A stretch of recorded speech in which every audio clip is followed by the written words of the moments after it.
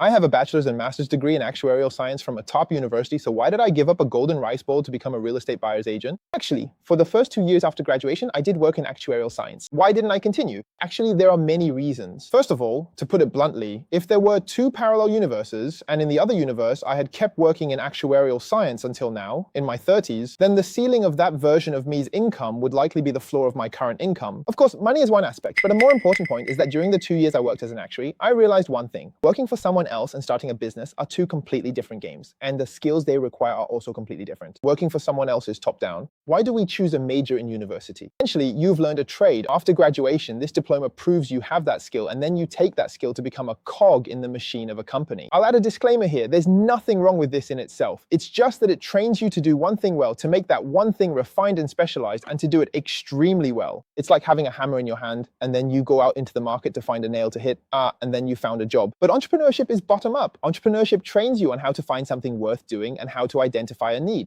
Or, for example, you're walking down the street and notice a nail sticking out of someone's wall. You don't have a hammer, but you spend 5 yuan to buy one, and after you help them hammer the nail in, you charge them 300 yuan. This actually has little to do with what skills you currently possess, because skills can be learned, or at worst, you can hire someone who has the skill to help you hammer that nail in. But the hard part is discovering where the need lies. So I realized that the path of an actuary gets narrower the further you go, because you never see the full picture of the entire company, like insurance or pensions. You're always like a blind person touching an elephant. Whatever you do is just what your boss tells you to do. You actually have absolutely no first-hand experience of the front lines, such as how to find customer needs, how to design products, how money flows, how resources are allocated, or how to solve problems when they arise. So I've seen many of my seniors who, after working until their 40s, feel that this job is meaningless, but when they turn around, they realize they actually can't do anything else. Then some might say you can accumulate connections, resources, and capital while working for others and then start your own business later. Is that possible? Actually, it is possible, but the issue lies in whether you are training your ability to identify needs while working for others, and whether you can fully see what the number one person in the company is doing while you are working there. After all, the essence of business can be summed up in 4 words. Finding the demand. Solving the demand is easy. You just spend money, find people, and secure resources. But if you don't even know what the market needs, then all your efforts will be in vain. Also, what I want to say is that people with good backgrounds and resumes generally have a higher success rate when starting a business. Why are so many people online so hostile, saying things like, you have such great academic credentials and a golden rice bowl at work, yet you're going out to do real estate? Are you kidding me? I think these people probably can't see a bigger world. Take Neil Shen, for example, a legendary investor at Sequoia Capital. He won awards in math competitions back in the day. He could have easily been a researcher earning hundreds of thousands or even millions of dollars a year,